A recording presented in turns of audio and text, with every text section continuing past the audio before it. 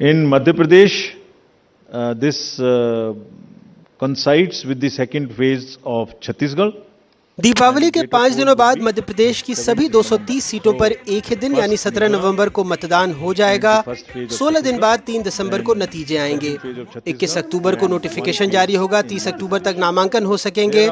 2 नवंबर तक नाम वापस लिए जा सकते हैं। इस बार राज्य में 5,60,60,925 वोटर सरकार की किस्मत का फैसला करेंगे।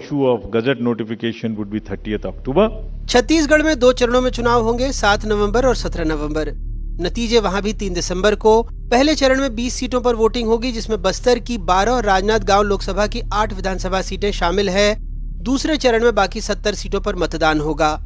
मध्य प्रदेश और छत्तीसगढ़ में कांग्रेस बीजेपी दोनों अपनी अपनी सरकार बनने की भविष्यवाणी कर रहे हैं। चुनाव की तारीखों का ऐलान हो गया है। मैं चुनाव आयोग को धन्यवाद करता हूं और चुनाव आयोग को जो 80+ के मतदाता और दिव्यांग मतदाताओं के लिए व्यवस्था की है, एक अभिनव प्रयोग किया है, इसके लिए मैं चुनाव आयोग को धन्यवाद करता हूं। भारतीय जनता पार्टी का एक एक कार्यकर्ता प्रत्येक बूथ पर 65,423 बूथों पर 64,523 बूथों पर भारतीय जनता पार्टी के कार्यकर्ता चुनावी मैदान में भाजपा का झंडा लेकर के जो विकास और गरीब कल्याण के साथ खड़ा है, इस पर उतर गए हैं। विकास और गरीब कल्याण पर मध्य प्रदेश के मन में मोदी के संकल्प के साथ भारतीय जनता पार्टी इस चुनाव में प्रचंड बहुमत की जीत दर्ज करेगी। भारतीय जनता पार्टी की तैयारी पूरी है और हमने 2 महीने से चुनाव की तैयारी में पूरी शक्ति झोंकी है। परिवर्तन यात्रा हमने दंतेवाड़ा से निकाला, जसपुर से निकाला। भारतीय जनता पार्टी के राष्ट्रीय स्तर के माननीय प्रधानमंत्री जी का लगातार कार्यक्रम हुआ, माननीय गृह मंत्री जी के कार्यक्रम हुए, माननीय नड्डा जी के कार्यक्रम हुए, तो लगातार प्रदेश के संभाग और जिला मुख्यालय में और विधानसभा स्तर में हलचल चलती रही। तो भारतीय जनता पार्टी पूरी तैयारी कमर कस के तैयार है। मध्य प्रदेश की जनता भारतीय जनता पार्टी के कुशासन से मुक्ति चाहती है। कांग्रेस पार्टी एक माध्यम है, पर जनता और भारतीय जनता पार्टी के बीच के चुनाव का आखिरी दिन उल्टी गिनती चालू हो गई है।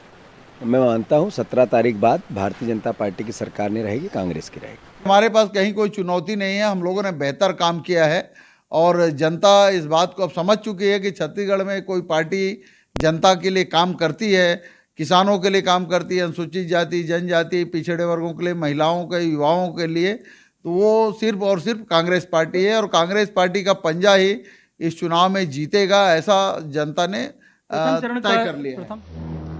वैसे दिल्ली में चुनाव आयोग की प्रेस कॉन्फ्रेंस के अलावा मध्य प्रदेश के मुख्यमंत्री शिवराज सिंह चौहान का ये ट्वीट भी चर्चा में रहा।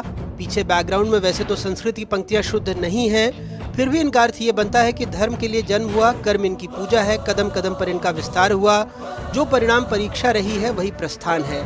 सवाल पूछने पर बीजेपी थोड़ा सकपकाई। देश के अंदर और भारतीय जनता पार्टी तो हमेशा कर्म प्रधान रही है, तो कर्म का फल तो मिलता ही है। हमारी सरकारों ने, हमारे नेतृत्व ने जो काम किया है यही आधार है, तो इसलिए मैंने कहा विकास और गरीब कल्याण यही उसका आधार है। संस्कृत अशुद्ध ही सही, लेकिन भाव तो ठीक है कि प्रस्थान सबको करना पड़ता है। हालांकि इसका फैसला 3 दिसंबर को होगा, जब जनता तय करेगी और नतीजों से पता लगेगा कि किसने प्रस्थान किया है और किसको राजकाज मिल रहा है। हालांकि जो जनता के बीच में पहुंच पाएगा, जैसे बीजेपी दफ्तर में ये स्कूटर देखिए जिसमें हूटर भी है, टीवी भी है, और ये प्रतीक है कि जो जनता के बीच में जाकर के मतदाताओं को मतदान केंद्र तक, चाहे ऐसे स्कूटर हो चाहे हवाई जहाज, उससे लेकर के आ पाएगा, अपने दल के लिए जीत सुनिश्चित कर सकता है।